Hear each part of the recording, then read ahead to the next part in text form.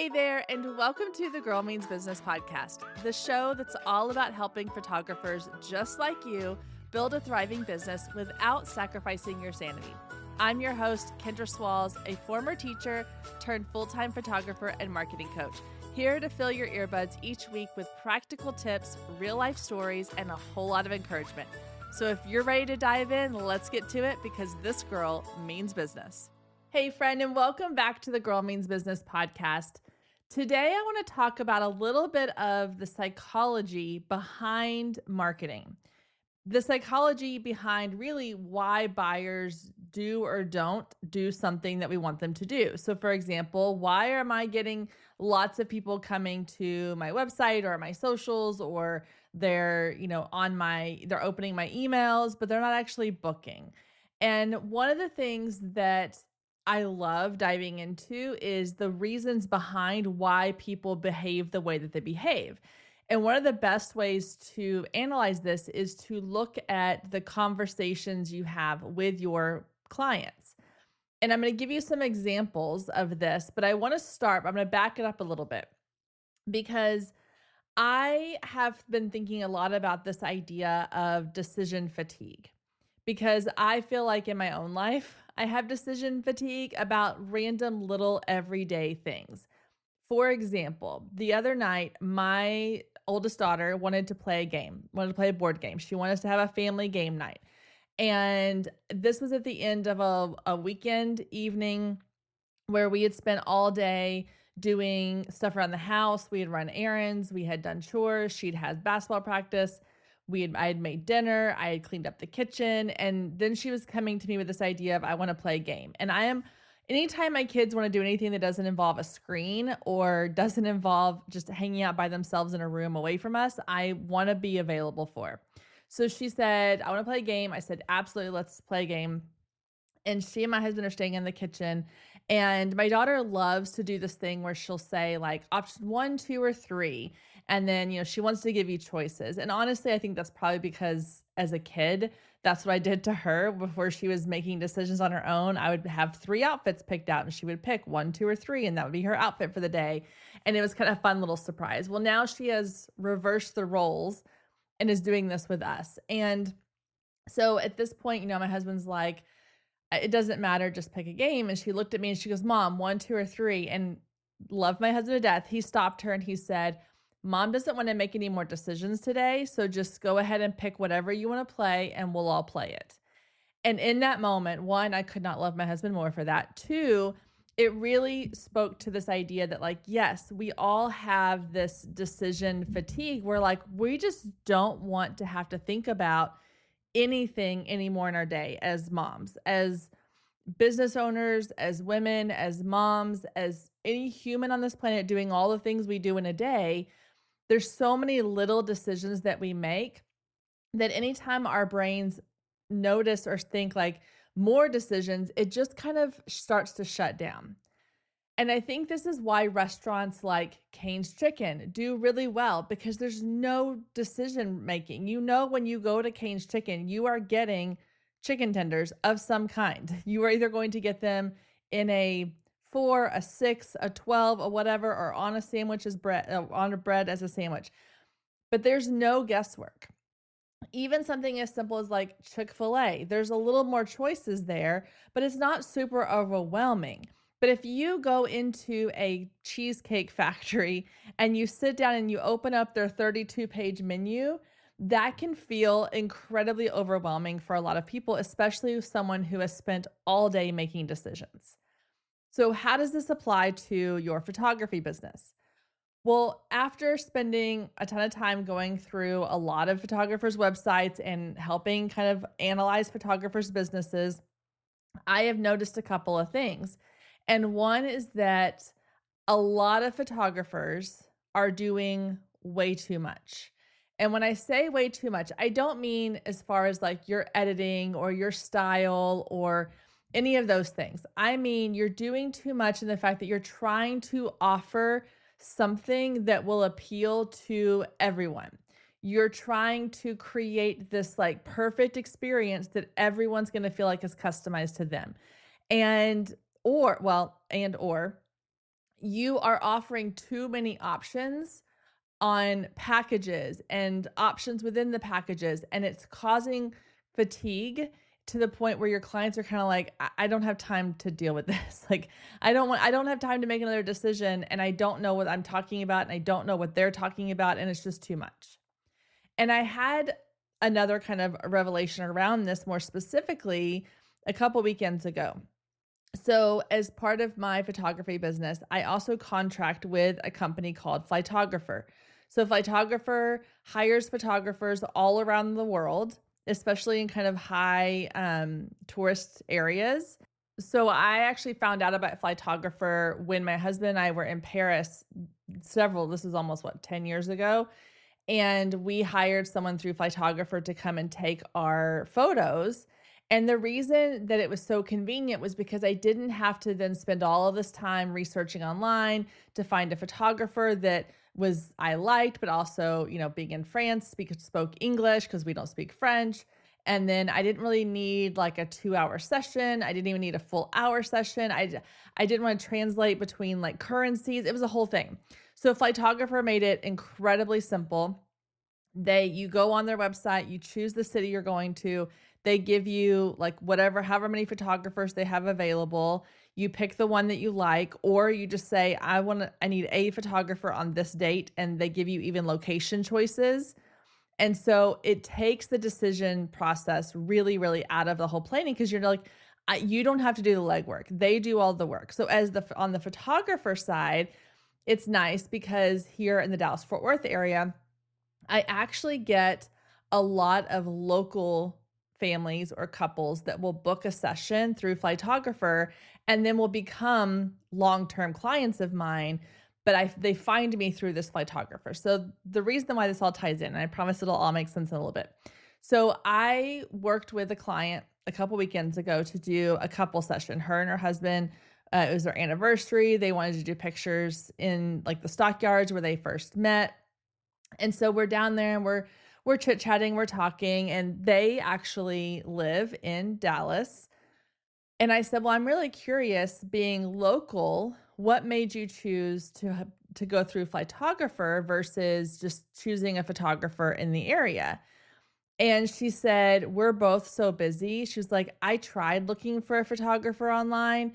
And she was like, but there were so many options. And I got really overwhelmed with everybody's pricing and packages, and everything was so different. And it ranged from anywhere like $200 to $2,000. And she was like, I just wanted simple and easy. And that's what Flytographer gave her, simple and easy. She went in, she said, I want someone in Fort Worth on this date.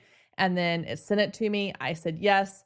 We planned it. She paid Flytographer. Flytographer pays me. And then everything else is done super easy.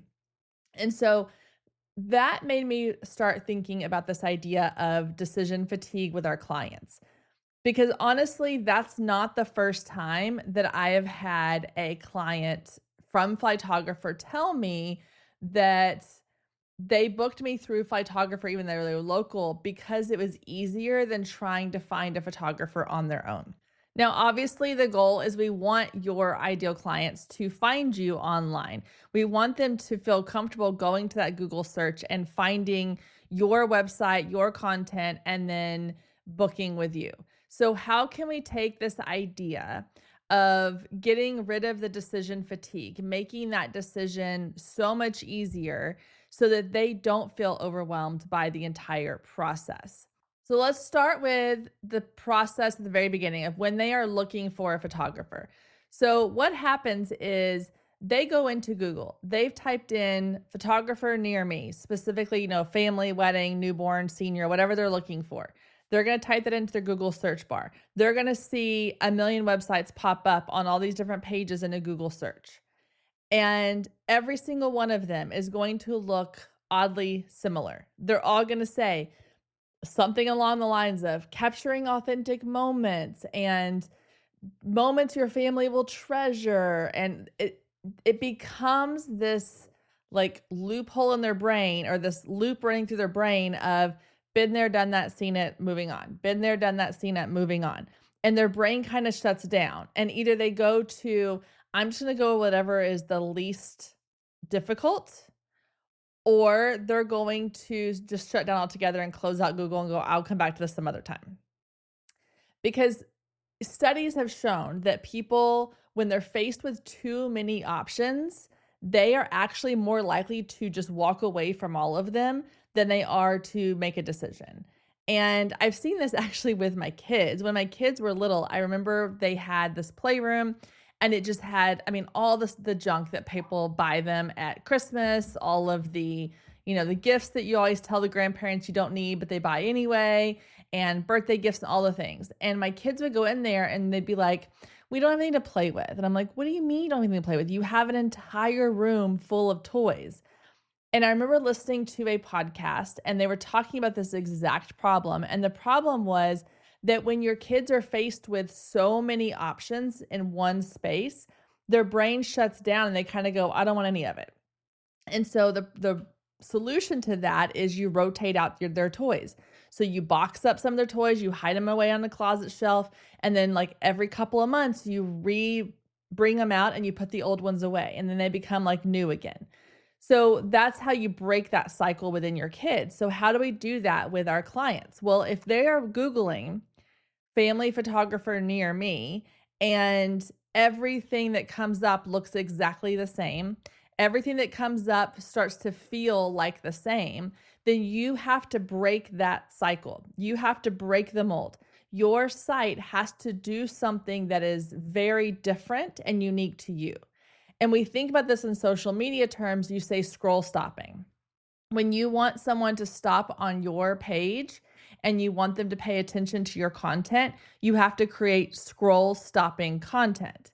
The same applies to your website in this case. Your website has to be attention stopping. It has to be something that is going to break the cycle of I look like every other photographer's website out there. And once your website looks different, their brain is going to go, oh, hold on, this is not the same thing I've already seen. I want to pay attention to this. Okay, so we have to then break that cycle of them seeing the same thing over and over again. Then the second place that clients tend to get blocked at is when it comes to the pricing and packages. The more you're offering, the less likely they are to want to choose an offer. Because again, just like me at the end of that long day, I didn't want to have to choose option 1, 2, or 3. I wanted someone else to choose for me. I wanted someone else to come in and say, this is what we're doing. And I just go, sounds great, let's do it.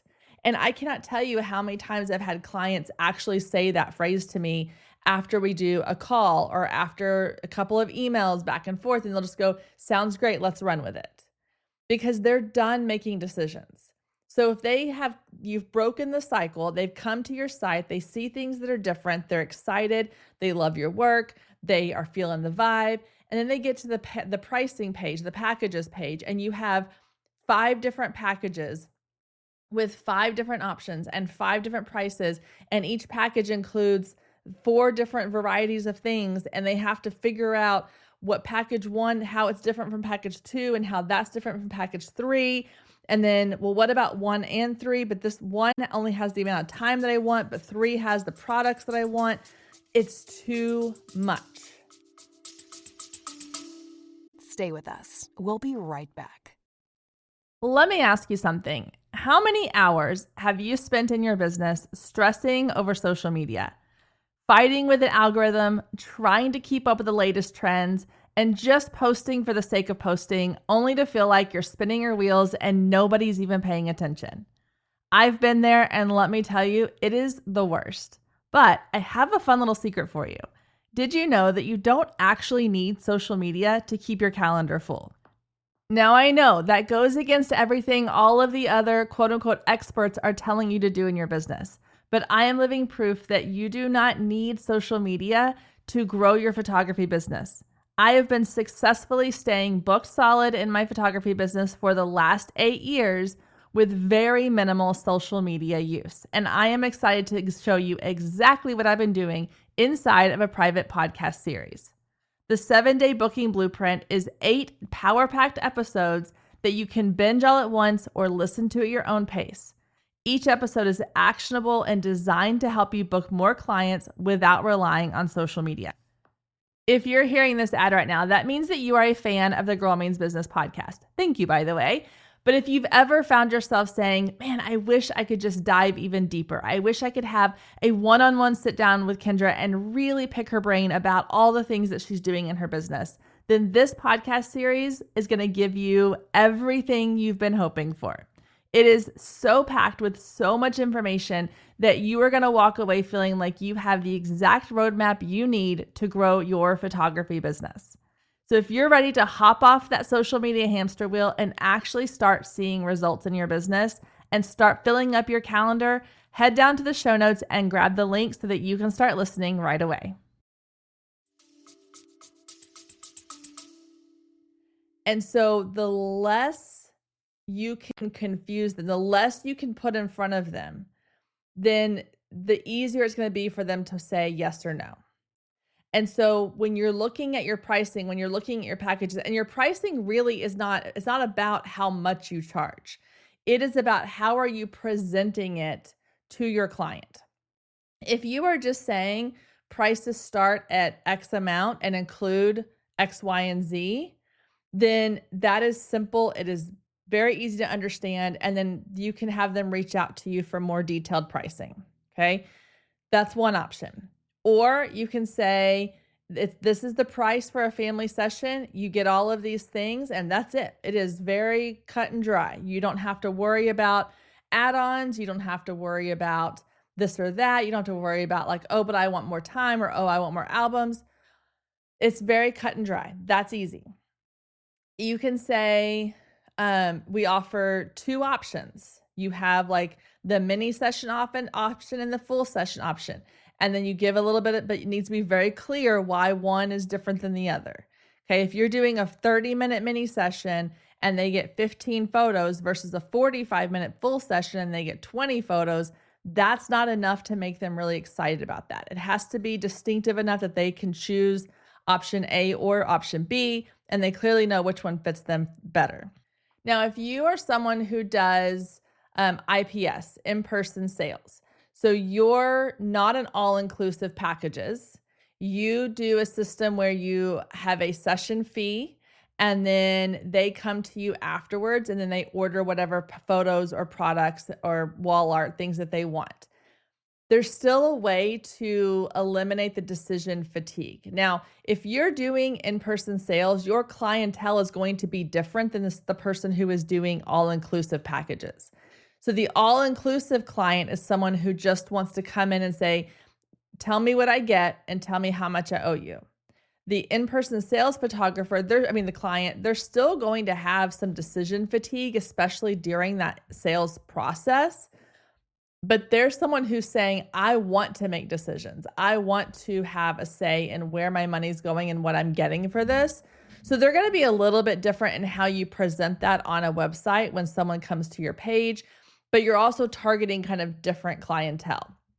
For the all-inclusive clientele, the decision fatigue happens at the beginning. That happens when they are looking for a photographer. They're saying, there's too many options, there's too many choices, just tell me who to pick and what to go with. So if you can simplify that for them, then the rest of the process is going to be fine. If you are targeting an in-person sales clientele and you want someone who is more hands-on, who is more involved, who does have more of an opinion of what they want and wants to have a little more input, then you can have a little more wiggle room with how clear you are on your website. Now, clear may not be the right word. You can add a little bit more choices and options to your website so that when they first land there, they kind of get an idea of who you are, what you do, and what to expect. However, when you get to the sales process, this is where you're going to want to make sure that you have very clear packages and options available for your clients.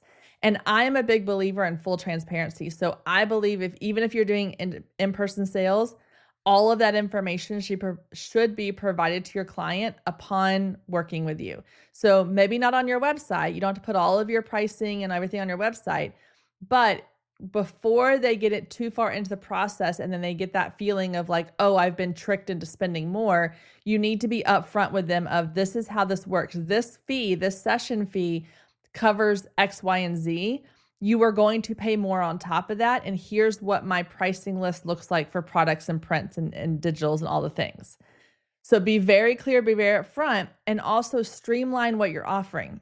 If you have 6 different sizes of albums and 12 different cover options and 9 different paper options, it's a lot. It's a lot for people who, especially people who don't know what a lot of that means. We have to remember we're not selling to other photographers who get it. We're selling to everyday people. And so if you are someone who you love the idea of the different textures of papers and the different album covers and the different, embossing options, and whether you want acrylic cover or photo cover or leather or leatherette or linen or whatever, those are incredible. And I admire you for that. I don't have the patience for that. But if you're someone who does, I think that's a wonderful option. But what I would do in that situation is I would learn about my clients during the session, talk to them a little bit, get a feel for like what colors are they wearing in their session? What kind of style do they have? What do they plan to do with their photos after their session? And then create kind of a quote unquote custom options for them. So where you come in and go, okay, they're probably not going to be the type of family who wants like this acrylic fancy cover. They're a family with young kids and they want their kids to be able to look through this album. So it needs to be a little more durable, no fingerprints. Let's maybe go with like a leather or a linen cover option. And so you can pre-limit kind of what you're showing your clients based on what you think they're going to need. You can say, I do have other options if you want to see, but I feel like these are going to be the ones that best fit your family. And if they ask to see, that's great. If they don't, they're like, no, these look great, then run with it. And I know some of you are thinking, yeah, but the upsell doesn't matter if your clients are shutting down and going, I'm done. Like, I'm done with too many choices. Just tell me what I need.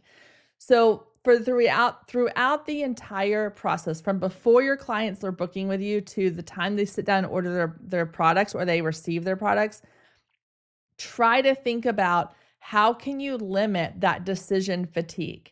And again, this is where I think it's so great to ask people for their opinions. Go to your family and friends, ask people who are not in the photography space and say, hey, can you take a look at this and tell me if it's too confusing? Or can you take a look at this and tell me if you explain it back to me in your own words, what I am asking you to do here? And that process alone can be very eye-opening. I did this whenever I was going through and revamping my boudoir pricing. And I wanted to do kind of a cross between in-person sales and packages. So I'd come up with this whole system and I thought it was really cool. And I sent it to a couple of friends and I said, hey, can you just look over this and tell me if this makes any sense to you? And they all came back going, I have no idea what you're asking me here. I don't know. If I were a client, I'd be like, I don't know what I'm getting here. I don't understand what this means. I get credits, but what do the credits do? And how much do the things cost? And so it was very, very clear to me that what made sense in my brain made zero sense to anybody else out there. So I was able to go back and modify it and change it up and reword it and rework it until it did start to make sense. Now, you're probably still going to get those people who come in and they're kind of like, I don't know. What do we get? What does this cover? And they're going to ask questions, and that's fine. Don't take that as a negative thing, and don't take that as a feedback that you're too confusing. But if you find that you are getting the same questions over and over again. So again, going back to the idea of that boudoir pricing, even when I revamped it, I still would put it on my website, and I noticed I was getting people asking me the same questions in their inquiry emails. And I was like, okay, I clearly need to reword that because it's not making a lot of sense to people. And so having that feedback is really, really helpful because it's a way of your audience kind of telling you what they need from you and how you can fix it. Now, I'm in a lot of photography Facebook groups, and one of the things that drives me nuts is when I see, and especially during this fall busy season, I see a lot of photographers complaining about clients. And one of the biggest complaints will be they just don't read. They don't pay attention to the information that I give them. They're not doing this. They're not doing that. But one of the things we have to remember is that we have control over what we have control over. So we don't have control over whether or not a client reads a pre-session PDF that we send. But we do have control over the ways we share that information, how many times we share it with them, how many times we remind them of things, how we're presenting information to them, the way we word things. Those are the things we have control over. And as long as you are making sure that you're doing everything on your end to ensure a smooth, simple, easy client experience, then you can say that you've done your part. So overall, the goal of this week for my challenge for you is I want you to go through your website, your online presence, your pricing, your packaging, all the things. And I want you to ask yourself, does this help reduce decision fatigue for my audience? Does my online presence have that scroll stopping appeal that's going to make somebody go, this is different, this is unique, this is something that I haven't seen before, and stop the monotony of all the other photographers they're looking at? And is the information you're presenting on your website, whether it is information about your sessions, your pricing, your packages, how your sessions work, all those things, is it clear? Is it simple? And is it allowing them to feel like they don't have to make a million decisions in order to book with you? Because that's the goal. If we can reduce that decision fatigue for our clients, it's going to break down that barrier of them choosing to work with you versus working with someone else. We've all heard the phrase no-brainer. And the goal is that when your clients come across your website and your information, that it is a no-brainer that they should want to book with you. All right, guys, thank you so much for tuning in this week. That's going to do it for this episode. I appreciate you being here each and every week. Hopefully, choosing to listen to this podcast is a no-brainer. And I hope to see you back here next week, same time, same place.